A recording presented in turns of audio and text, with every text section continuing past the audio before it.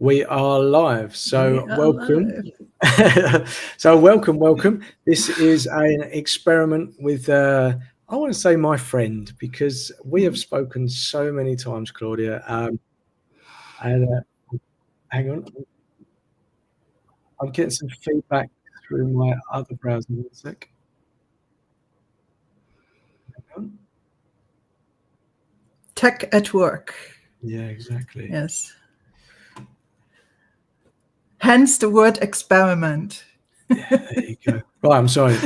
I'm hearing myself, and that's very weird. So yes, let me get back on track. So yeah, this is an experiment. So basically, I gave you 0 notice. I asked you if you could show up for me and do a live. Now the live, we've called it a live lab. So it's really this experiment just to have topics, discussions, and kind of maybe put you on the spot, put me on the spot, and just go from there.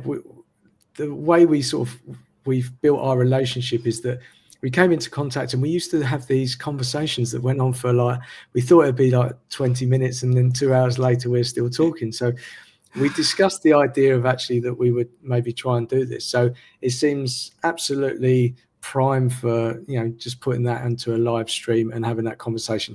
The only limit that I'm going to set is that we're going to cap it off at 1 hour 10 at most. And if it gets to that, I'm just saying, no, we're going to do a live lab too. Yeah, and then we're good. So, but yeah. So, Claudia, for people that haven't seen you, you've been on one of my lives before. Do you want to just give some background of who you are and what you do? Yeah, well, thanks, Colin. I'm always game for these. I am a stream of consciousness thinker. So actually being in this kind of environment, especially with somebody as interesting and accomplished as Colin, gets also the creative juices flowing on my side sometimes. So if I'm available, I'm going to be here.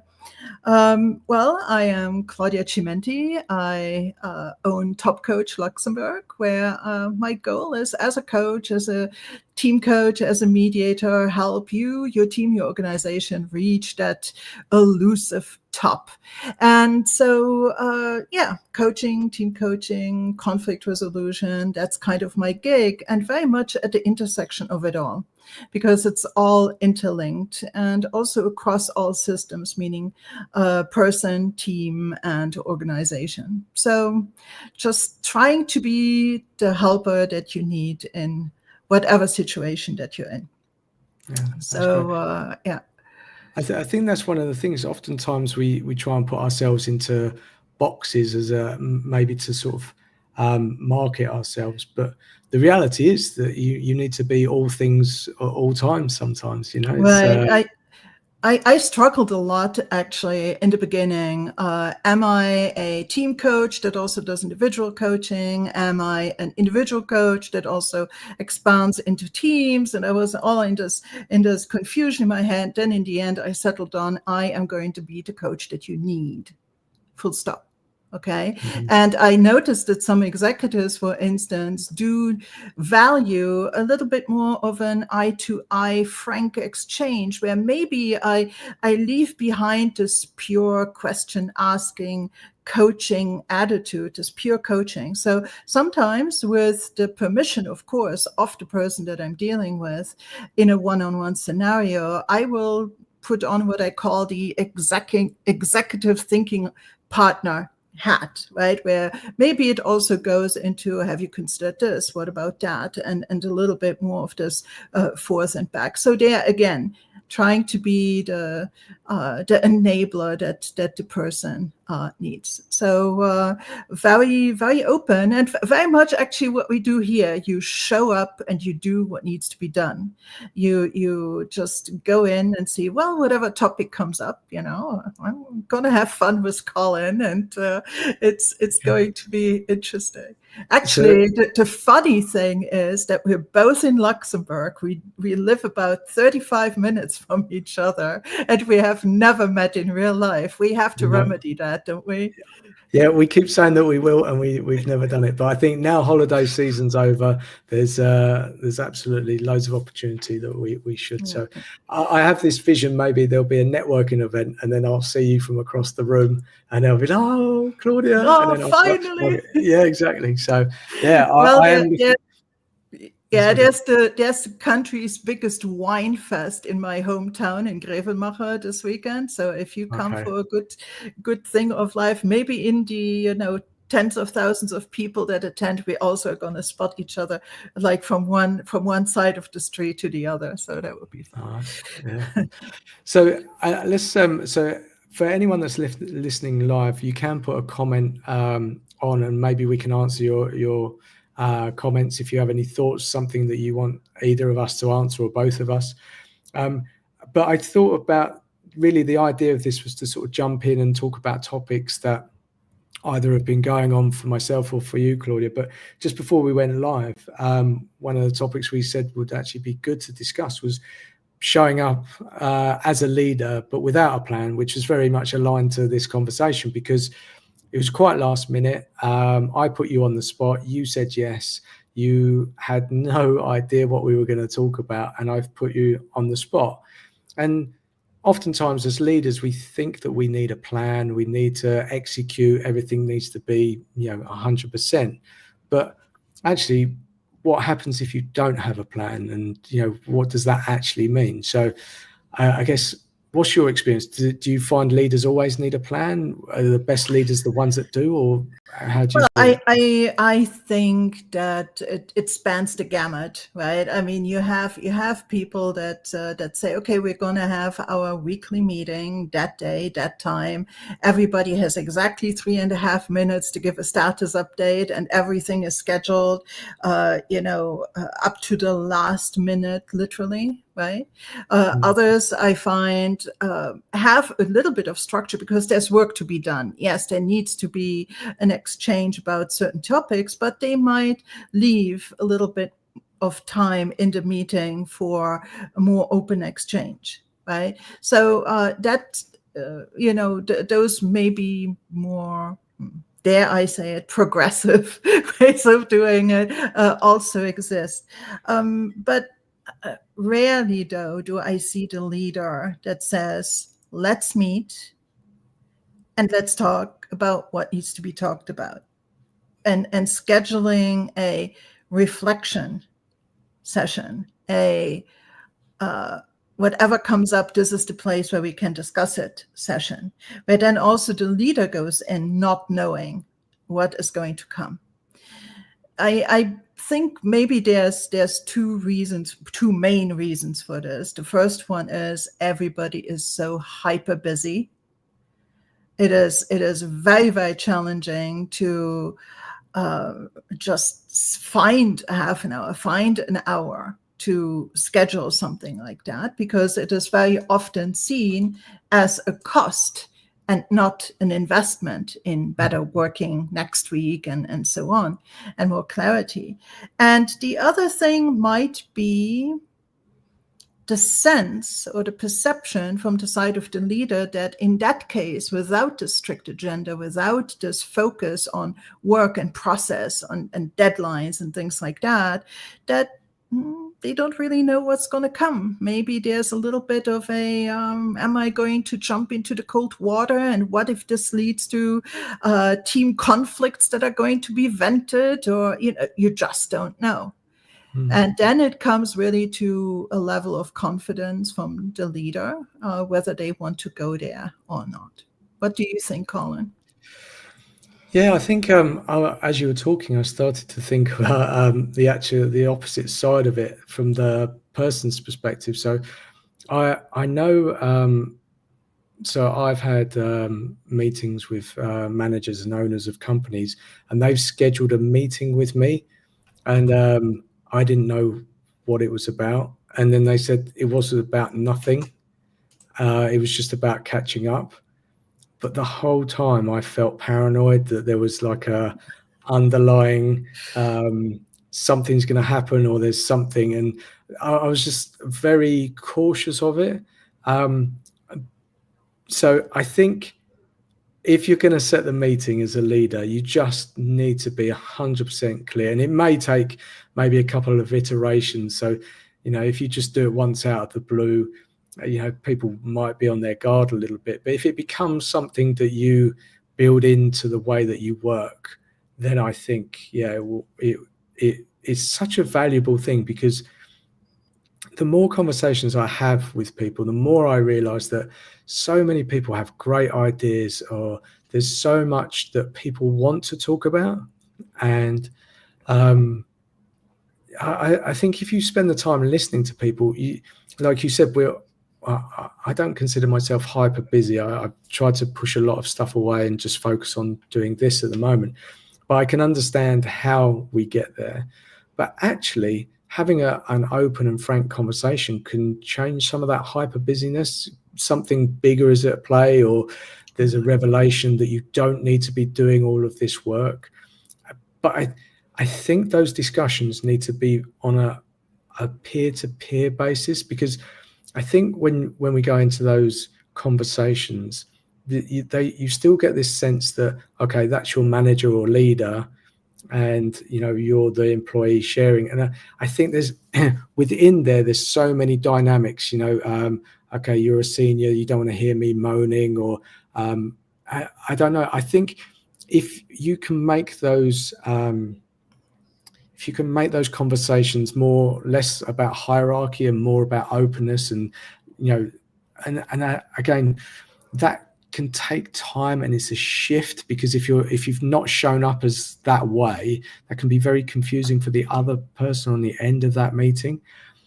If you can get there, I think there's so much gold, so much treasure, and you might understand stuff that you've got to go and sort out, but that might be the important stuff, because we're hyper busy, looks productive from the outside, but actually what's going on, what are people not telling you, and why are they not telling you? And I think if you can get to that understanding, and that takes distance, and you can't be reactive to it, you kind of need to just listen a lot, maybe be curious and ask questions. I think that time, like you said, is so worthwhile investing, but you've got to be vulnerable. You've got to open yourself up, right? So, and I think, like what you said, it starts with how you set it up and what expectations you set, because we all know that sinking feeling if our significant other were to show up and say, "We got to talk." Right. we would not, wow, what's happening right now, right? And I think that very often it also comes back to traditional ways that performance reviews have been handled, traditional ways that feedback has been handled, right? That all of a sudden, if you're going to call in, it is to deliver bad news and so on, because there has not been this shared history of just open discussion and so on. So, it will need some getting used to. And, as a team coach, I would then say, start with figuring out the ground rules that you do, how you communicate in these meetings. Start the meeting with that. What do we need in order for this to be possible, to be a frank and open communication? So, I think you can't necessarily go in there and expect. One of the things that I think I heard you say before is to maybe keep this on an individual level as well. I might maybe disagree. I think team conversations should be had by the whole team. And, keeping the focus on, there's a space for one-on-ones. Don't get me wrong, even these free-form one-on-ones. On the other hand, the team and the dynamic that it's trying to achieve, it's a whole other entity. And that entity can only be co-created collectively by the members of the team. And so I think that, from a systemic point of view, you have to bring the agents of the team, meaning the team members and the team leader, together in order to talk about that. Because some aspects of challenges of the team do not exist when between the leader and one member. It doesn't even Yeah. come up as a topic, right? But it's nevertheless maybe something that's weighing down on this elusive team dynamic that we're always trying to build. Yeah, I think I like the idea of doing that. So years ago, I worked in a company and they went through transformation to become working in an agile way. Mm-hmm. And team meetings was something that we did just in our small sections. And it was quite interesting to see at first, who spoke up and who didn't. But I think, again, as you were speaking, I was thinking, just back to my days, if the manager called a meeting and then I don't know why I think this. Maybe I need to dig into that. But I think the manager or leaders sitting at the head of the table and everyone's sitting around. But I think you should sit amongst everyone, sort of free format, and allow people to speak. And so a skill that I didn't realize that it was a skill until it kind of occurred to me retrospectively. So years ago, I was this chief happiness officer, and I seem to connect very well with people. I did it on a one-to-one basis, and that's kind of where I feel that I do better. But a lot of people opened up to me about things, not necessarily private things, but they were quite forthcoming with just talking about things. And I was quite surprised by that. And, because these may just be my initial conversations with people. But what I did is I showed vulnerability. I gave them, how I was feeling, how I was, I think you can do it in a not very genuine way, or you can do it in a very authentic way. Just say, okay, I've just shouted at my kids, or I suffer from imposter syndrome. Anything, it doesn't really matter. And what I found is it created a very trusted environment very quickly, and people opened up. And I think as a leader, setting the scene, setting that sort of environment for people to talk. And I know this is an area where it can go wrong, is when you're offering feedback, it's to argue against the feedback or justify. So I think you can do a lot of damage by not setting the scene correctly, not creating a safe space, and then almost going against what people are saying. Just listen. And so the point I'm trying to get to is something that you said, about doing all of this. And when I had these conversations with people, I never set an agenda. And this is something we talked about before going live, is one of those topics, because I think almost as high performers or leaders or managers, or however you want to label it, often it's about getting things done and getting an outcome. And I think the best times I've ever had a conversation is when I showed up with an agenda. It didn't work because my mind was focused on an outcome. And that's a good skill set to have in all other areas. But when you welcome this type of meeting, I think setting maybe a time frame, because otherwise it can go on and it just sort of gets out of control. But setting no agenda, as in I don't need to come out with 10 things or action items, just let it be. And then you can recap at the end of what you've heard and play it back. But it doesn't always have to have a result. It can just be an airing, like just sort of getting some of the conflict or some of the things that are bothering people, because not everything needs to be resolved. It maybe just needs to be put out there. And it's challenging, I think, for leaders that from a personality perspective and maybe training are very outcome oriented, right? Everything is always results driven, which is fine, but maybe this is then an invitation not to be after a result. That maybe the expectation for this time together with your team is communication, full stop. Listening, full stop. Just being together, full stop. And it doesn't need to be in a meeting room. If there's this like Pavlov, this training that in the meeting room and in this seating and engagement, all meetings always happen a certain way, then disrupt that pattern and go have go to another conference room or have coffee brought in or whatever, just to get into a different state of mind, a different sense of openness. Also, if you have, if as a leader, you are lucky enough to have one of these people on your team that are always kind of okay with other people and welcoming and sorry to be using a more sexist word here, but motherly, or like trying to resolve things and so on, that is liked by everybody, then why not have that person call the meeting instead of you calling the meeting, right? Give them the opportunity to bring people together. And so, I mean, there's ways of doing this, and I am going to share this secret weapon here. You come in, everybody gets settled and so on. And so does everybody understand what we're trying to be here? We're trying to have an open communication. Does anybody have anything to start? And here's the trick. Ask the question and shut up.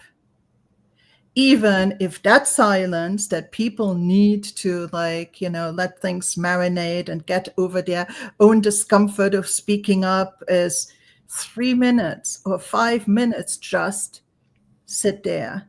Okay. And in my experience, invariably, somebody can't stand it anymore because we're not used to being in silence, but companionable silence. Okay. Not oppressive silence. There's a difference, right? An inviting silence, smile on your face, sipping coffee, maybe eating a piece of pie or whatever, and wait until somebody finds the topic or the courage to speak up. And, then as soon as the first person speaks up, you will see that other people are slowly going to enter the conversation and sharing to it, because it's so much better than sitting in the silence. Yeah, but it's really true. It does work. Thinking takes time. Finding courage to speak takes time, and we give this time way too seldomly. Okay. Yeah. Even this week, I was in a coaching session, and I had with me this very senior executive, and he said, "Well, I do listen. I'm really good at listening." And I'm like, "So, okay, how long do you listen?" 10 seconds. Okay. And I'm like, "Okay, what do you think that's enough?" Oh, for me, that's a lot. And I'm like, what would you think about half a minute, like 30 seconds? Do you even know how long that is? It's not really that long if you have to think about something, is it? And he's like, yeah, it's not really that long. And I had him sit there in the coaching session with the timer for 30 seconds. And he couldn't, it was very long for him. He started shifting in his seat. And 30 seconds is long, but let it just go. And companionable silence. Yeah. So you've said so much that I want to talk about. The first is changing the environment. I think that is super important, because if you want people to feel more comfortable, then take them away. I would recommend being out of the office, because those walls can confine the thinking. And if you take people out somewhere, and I think treat people to a meal or something like that. I know eating and talking doesn't always flow, but do you know what? Like, some people are so, we say, tight with the purse strings about, sort of paying for a team lunch or something. And I think the company should pay 100%. As in, why don't you go and treat these people to something and make them feel special? Make them feel okay. Yeah, we're going to go. We're not going to the cheapest place in town. We're going to go to a nice. It doesn't have to be fancy where everyone feels a bit awkward. Somewhere where you can build, like, just that people appreciate that, okay, we're paying for this. At worst, I'm going to get a free lunch. Like that's how it is. And I think that goes a long way. As long as they don't feel that they're being bought, if that makes sense. I think there's you can go the other way. But when you were saying about the silence, I was sitting there going, oh, because we can't sit in silence, especially when there's other people around. And I think, but what I liked about it is because often if you're put in a situation, again, I'm thinking from let's say the employee's perspective, there's a manager, and then they said, oh, do you want to talk about something? You're already kind of maybe hyper aware, a bit sensitive, etc. Your brain's going, what's going on? Is there a threat in the room, etc.? And so, yeah, absolutely. Creating the space for people's brains just to open up a little bit, feel not threatened, and take their time. That's so worthwhile, but we just don't do it, do we? I don't know if it's that uncomfortableness or, again, this need to get things out quickly and address them. But yeah, just because also, again, I want to say it's not like you go into the room you have, or you go into wherever and you sit down and then immediately like, okay, now I'm gonna be silent, right? It's building that rapport, getting people comfortable, setting an expectation, letting the day kind of settle down a little bit, like reducing the stress impact of the day, right? Like having a little sip of coffee, and then maybe going into this thing of silence, or alternatively leading, or have somebody else that you as a leader spoke to earlier. Maybe, do you have something? Would you mind starting us up with that? It's kind of this breaking of the ice of the discussion, right? It's always tough to be the first one to do something. And, just easing into it, especially the first times that this happens, right? Later on, I think if it's done well, it becomes something that people know that they can, in a safe environment, bring something up, and they're going to already come kind of primed with something they want to put on the table. And, so I really, really think that it's nice. Also, very nice that you said, let's go to a restaurant, but you can also just go for a walk.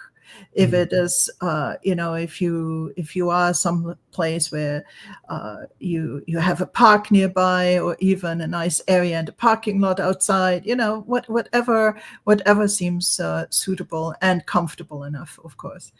And just give it a try, because so many things are not being said that should be said.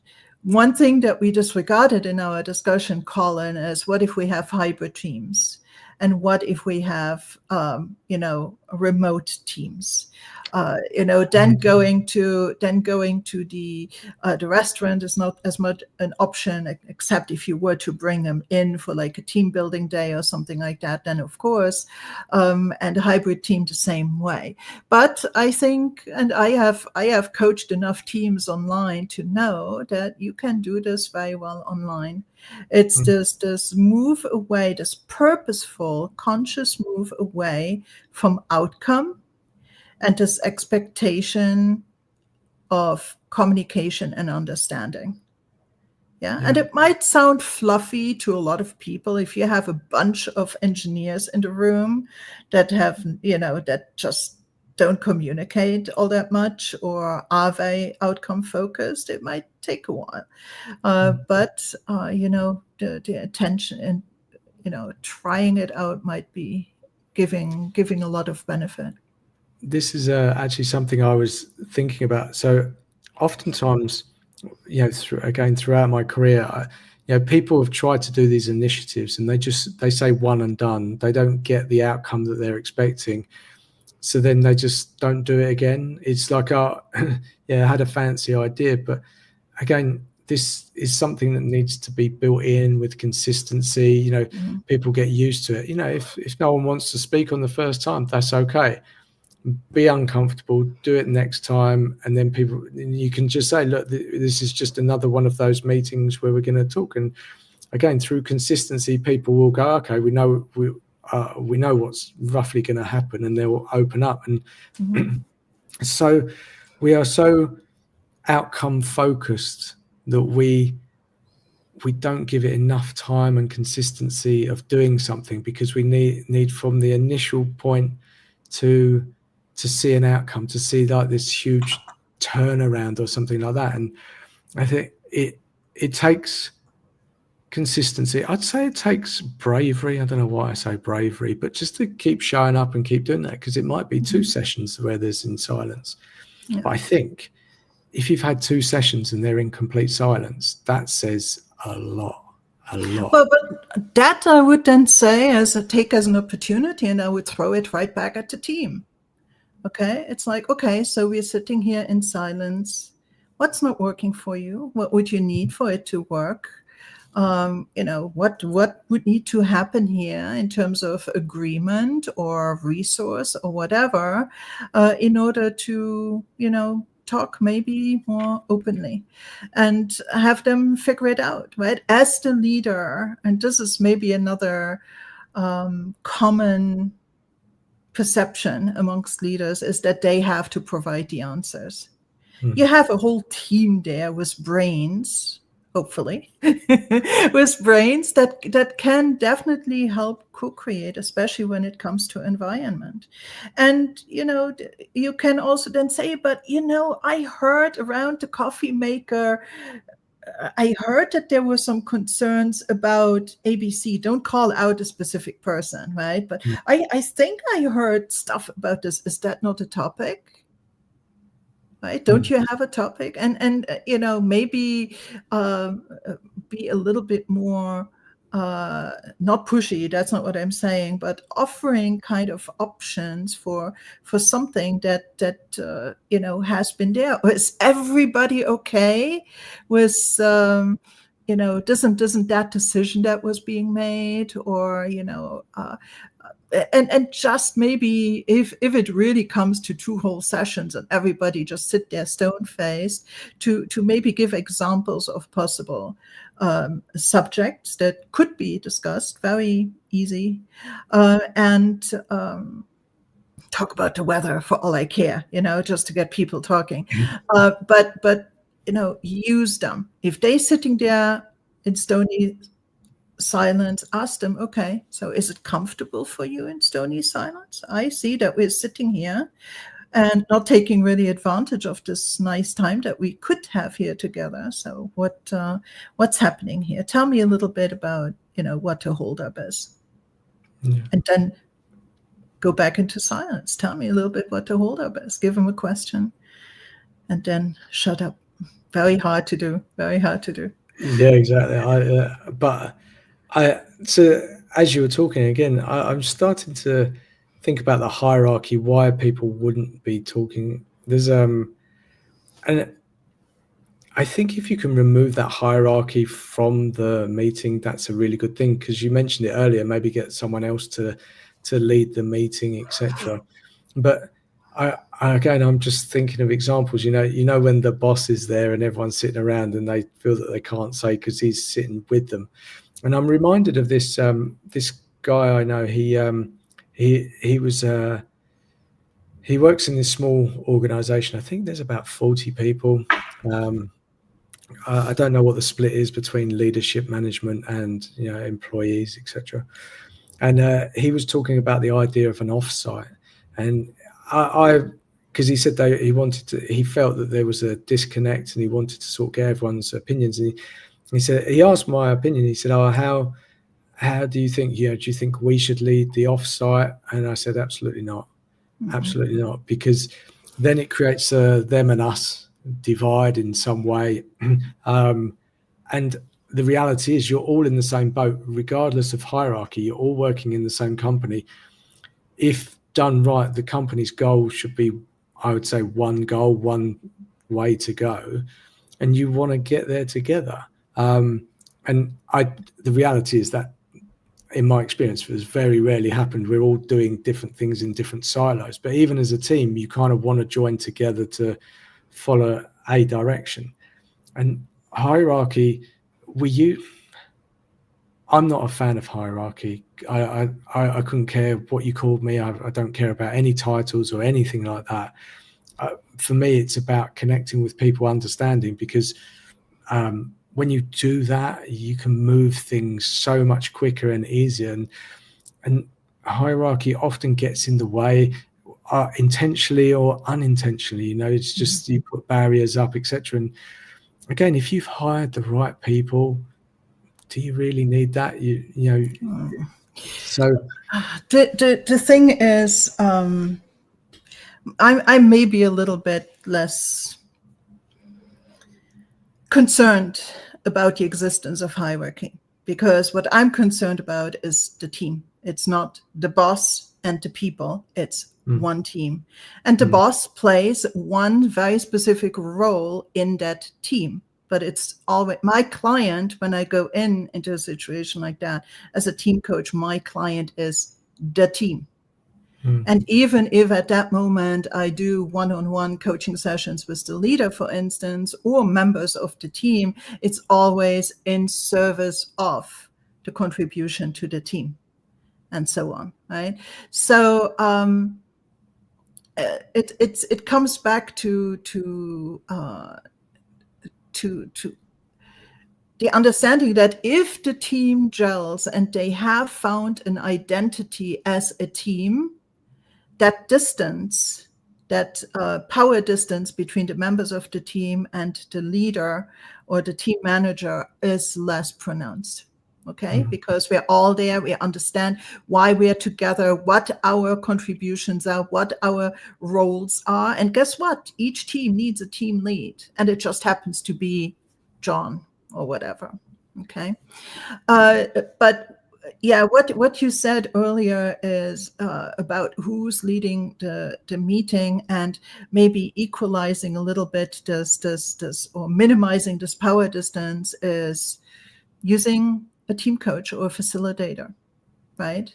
If I come in and I lead this meeting, for all intents and purposes, I am in the power. I'm the one in power. I'm the one up there trying to facilitate this meeting, to make this happen, setting the stage, asking the first questions, and so on. And the boss, the team lead, is just one of the ones in the room. Yeah. And always then really reiterating this focus on the team, If it comes down again to individualized kind of points of view, bringing it back to what it means for the team, and so on and so on. And, that is why sometimes having an external team coach, team facilitator, consultant, whatever flavor that makes sense for you and your team, bringing those people in will make this time very, very much more productive. Because let's remember, again, this is an investment. And you might wonder, an investment in what? Just feel good stuff? Well, why not? If well-being in the team and ergo engagement and motivation is better, well, that's a huge win. Especially nowadays, especially also with the younger generation and so on. Yeah. If it is clarity and alignment on team goals, well, all the better. Fabulous, right?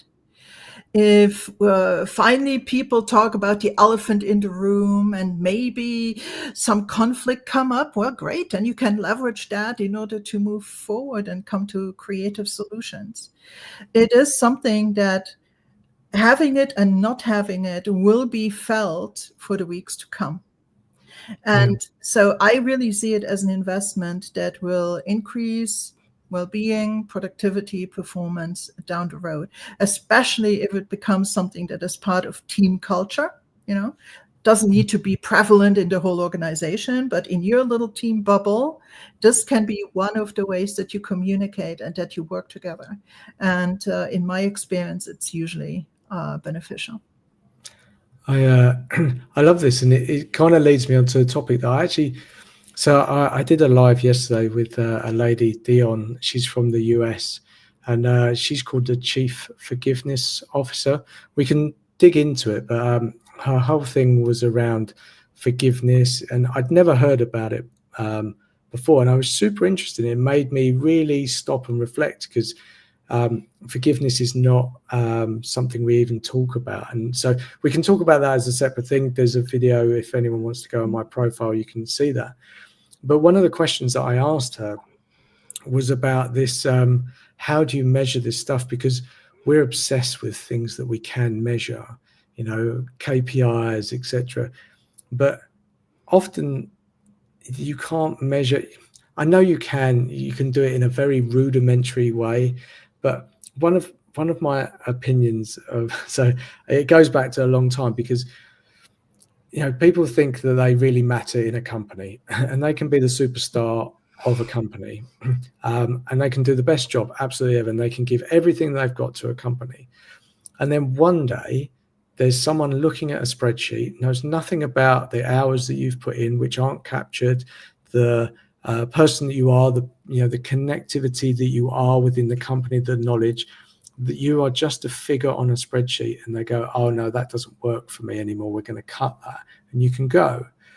And I understand that from a very basic purpose, you know, you want the company to be profitable, etc. But I keep coming back to time and time again, there is so much in company, in people, in all of this that is intangible, can't really measure, you can't put your finger on it, but it exists. And because we can't put our finger on it, it's disregarded and we don't see it. You know, you might say, oh yeah, everyone's smiling a bit more, but no one puts, oh yeah, there's smiles on the spreadsheet. So it's that weird dynamic. It's, you have to have faith to do that investment and trust that it's going well. And I mean, does that ever come up in yours? Do you ever, if you found a way to put your finger on this intangible stuff and measure it in any way? Well, let's say that the more enlightened leaders, they get a sense for it, and I think that it's also the younger generation and their insistence on it that makes it very much something that leaders nowadays, especially upper leadership, needs to accept as a reality. Right, because there's maybe some things that 20 years ago companies would still get away with that nowadays, you know, post-COVID and with the millennials in the workplace and so on, are not. You know, it's different now. It's different now, and yeah, I mean, boy, I remember I was team coaching with a coach from the US. I was teaching a team in a really large multinational. And one day we show up and the meeting got canceled because that morning, everybody at a certain stratum in the company that earned more than a certain amount of salary was cut. Irrespective of title or whatever, literally, if you were at level blah, blah, blah, and the department head had been escorted out of the building that morning, and he was a fantastic team lead. I mean, I've had the opportunity to speak with him, and they have been at the company a long time. So these things happen. It just boggles my mind. It really, really does.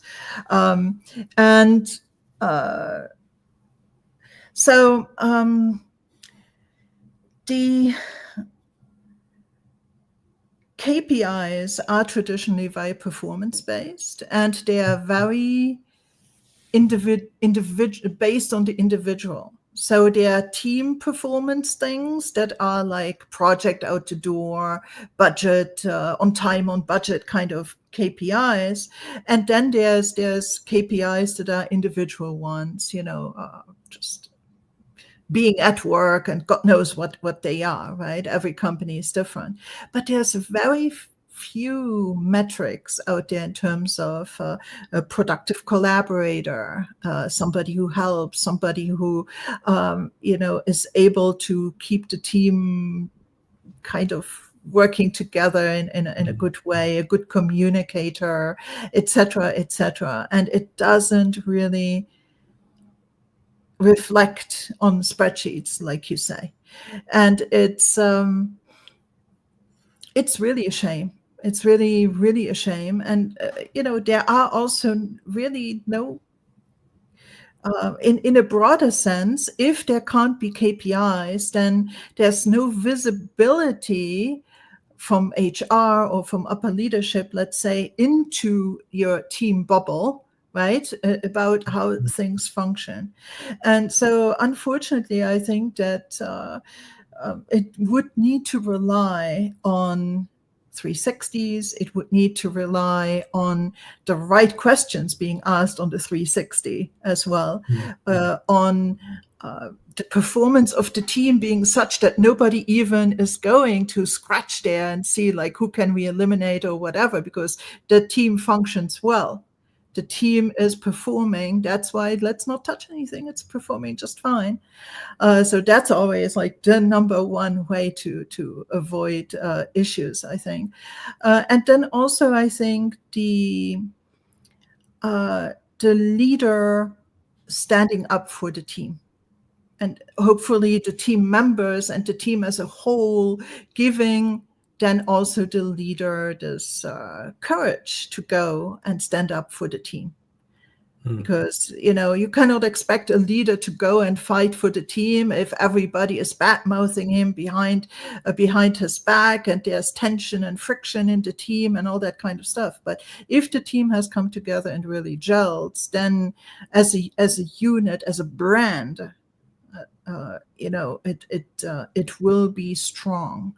And then people, even in HR and the ones that look at the spreadsheets, will say, well, something must be happening right in this team.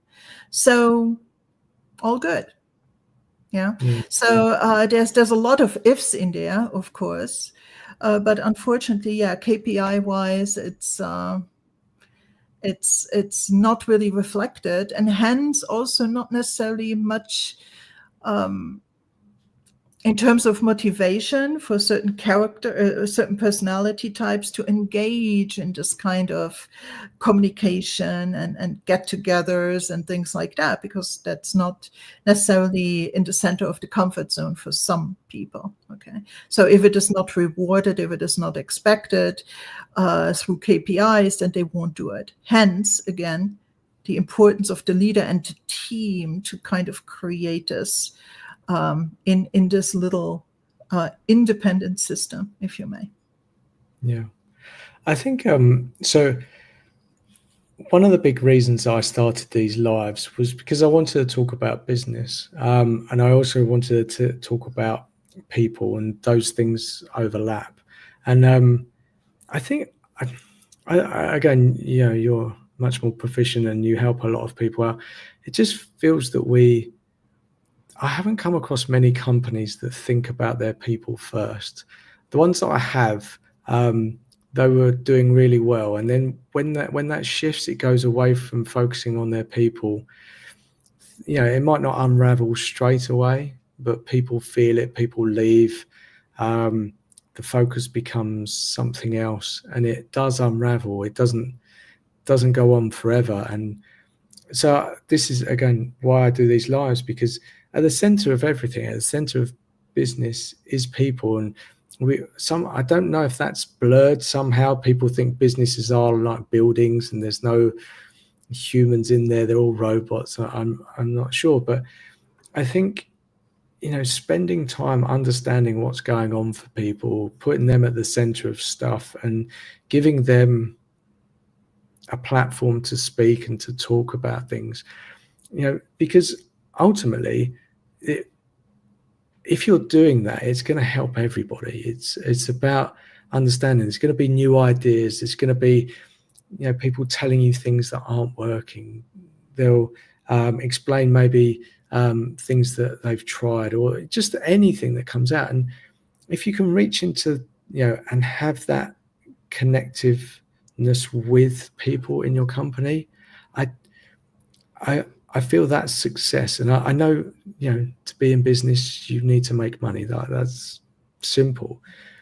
But we seem to chase the money rather than the success of the team dynamics. We want to be number one in every single thing at any cost. And that any cost often seems to be people. And again, I'm not saying that everyone is the same, etc. But I think if you spend that time, invest, like you said, we started this conversation about showing up as a leader. You said investing, in external coaching.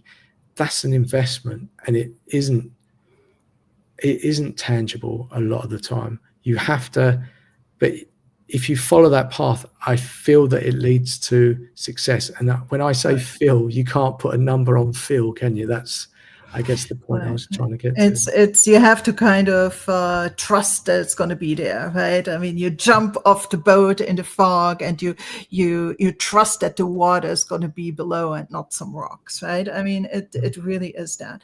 But on the other hand, Colin, I understand where a lot of these leaders come from. A lot of these really high-level managers, leaders, are of a certain age, let's say 50 years old. Okay. They learned or they saw the first leaders in action in the 90s. They learned leadership at the beginning of the century, where it was still very, very, very different. Okay, they do what they have been taught. They do what they have experience with, and it's and then on top of it, their companies are companies that might not really have changed that much. The company culture hasn't maybe changed that much over the last 25 years. In order for these more people first, the millennials are coming into the workforce. Or Gen Z, I mean, like these new ways of working, these new expectations, these new things. These are people that knew to leave the drama of their personal life at the door, come in, be professional, focus on results, and that was that, right? And still really more in tune with just accepting hierarchy. And that's what they know. And not everybody, maybe even from a personality standpoint, or just plain, I'm not judging here, plain from an opportunity standpoint, or having seen great role models in their industry or in their company kind of breaking that mold. It is, we assume that everybody is just, aware of these more modern tendencies or able to make it happen. It's not that simple, because there's a lifetime of a certain experience. There is pressure maybe from companies that are not as evolved, if you permit me the word, into these more modern paradigms. It's sometimes not straightforward for these people. So, when we discuss these things, hopefully it is seen as this open invitation of maybe consider another viewpoint. In no way do I ever want to come across as somebody who judges how certain leaders do their work, because, they have sometimes really harsh realities in terms of performance and lack of manpower and things like that. And I know most leaders that I know do their level best to make things work. Okay. But this is just really like, imagine if you were to try to do something else. What would it do? How could it potentially shift the way that people work together in your team or department, and so on? So I really wanted that to be said once, that, it's very understandable, and it can't be put as a critique at anybody's feet. I really don't think so. And so, it's nice to sit on an ivory tower and preach, but on the other hand, being down in the trenches is a very different reality. Yeah, and I agree. And again, the purpose of these lives is not to judge. It's more to bring an awareness that there are other ways. And I feel oftentimes change comes when there's no other choice. It's things are going drastically wrong, and then we look for change. And I've seen that in my own life. But the reality is, if you can just adjust like 1% before, then that big harsh reality doesn't have to be so scary. And yeah, we don't want the rock bottom in a company setting. We really do not want to get there, right? And kind of have a little bit of this awareness that there might be other ways that some things could be achieved. And for me, I think COVID really brought this out. I think because of the remote working, I feel a lot of people changed the way that they worked. It made people realize that, okay, they could manage their own time better. They didn't have the office structure where you think that you're being observed all the time or whatever. And the surprising thing was that productivity went up in a lot of areas, and people were like, they thought everything was going to collapse. And it's just one of those examples of, again, I've come in my own life to think about things as experimenting, just trying things out, because we have this pass-fail thing that runs most of our lives. But experimenting can be fun. It can be trying new things, and it can breathe a lot of energy into a company, into a team dynamic, and just say, okay, look, we're just going to try it. And you can cap it in terms of time scale or cost or whatever. But it can be really fun. And what do you learn? And you can do that as a team. You can sort of say, okay. And I saw there was a documentary, I think it was on Netflix. I never got to watch it. But they were changing how a prison was run, and they were going to give the inmates some freedom and I don't know to what extent. But I was intrigued. Again, I never got to watch the end. But, we're so used to, things operating in a certain way. And again, there's no pointing fingers or blaming everyone. I'm 47 now, and I've got 47 years of things that are indoctrinated into me, and you have to slowly unwind those. We live in a world where we say hack and we say things are going to change overnight, but it's not. It's a journey, it's a process. It can be enjoyable as well, but oftentimes, the things that's, I started my career 30 years ago. 30, yeah. So I scary to think back.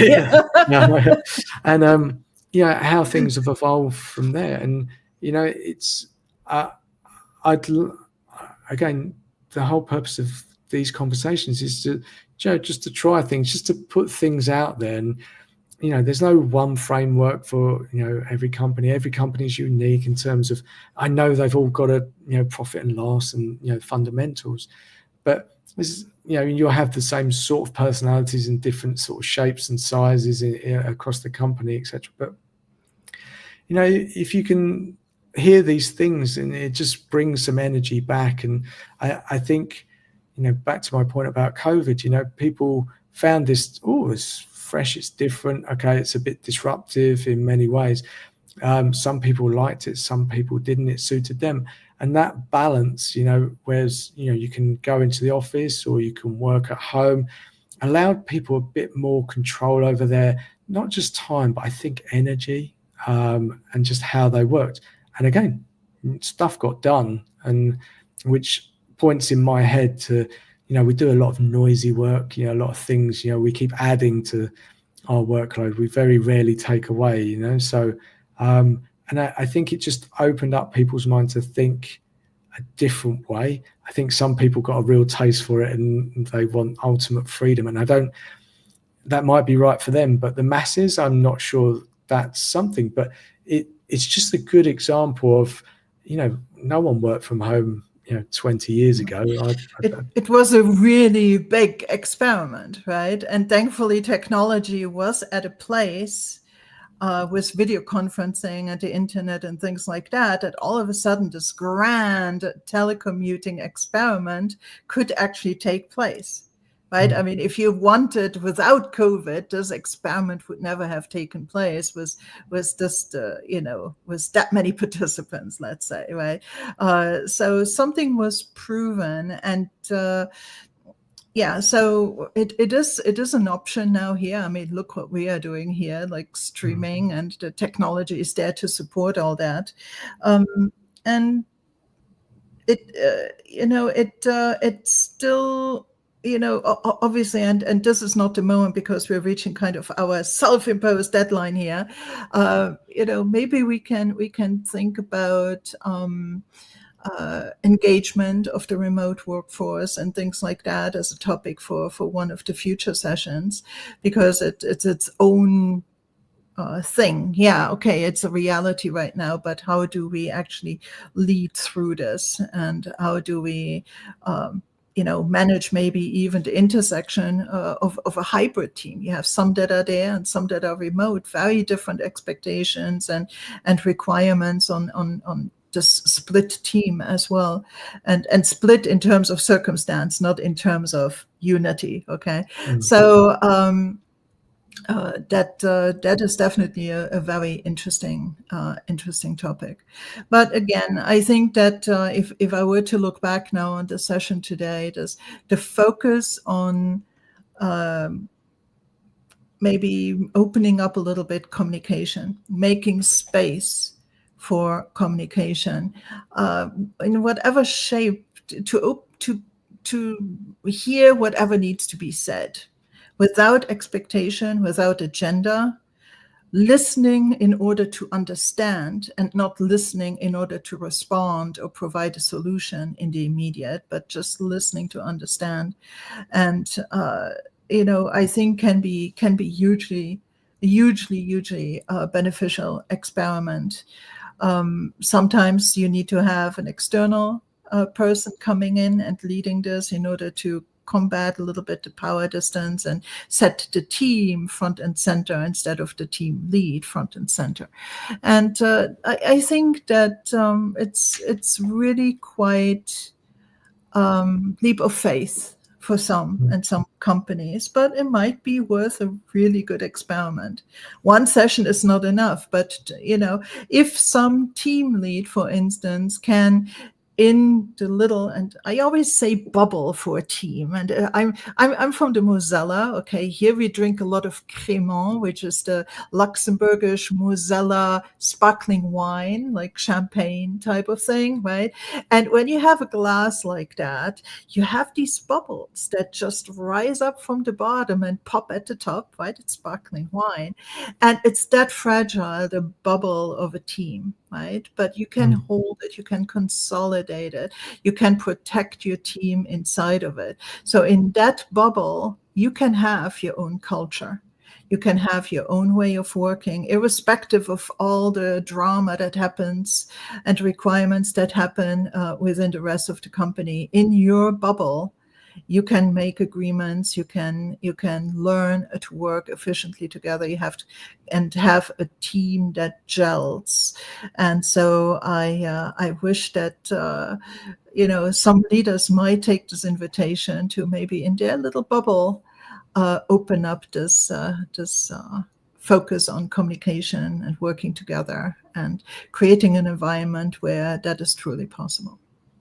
Yeah, I love that. I love the bubble analogy, and I'm reminded of. So I think this will be the closing thought, but I remember this. I worked at one of these companies, and there was a team, and the job that they did was okay. It's a little bit stressful at periods. They had deadlines, etc. But they had a great dynamic. They had fun. They enjoyed it. They would go for lunchtime drinks on a Friday. That everything got done. They didn't miss anything because they had this way of being, and it was very infectious from the outside. I was like, oh, okay, like they had fun.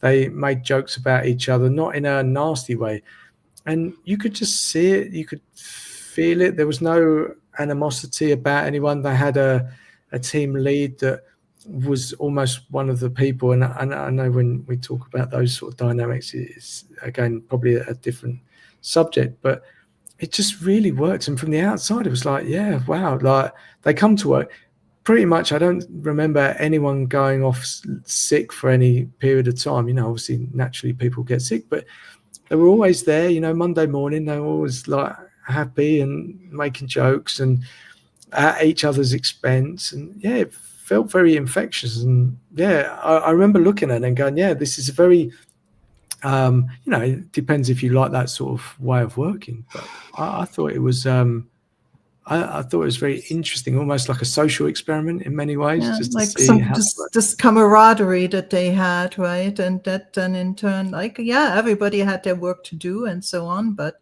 it wasn't a nice environment. That's nice to hear. Yeah.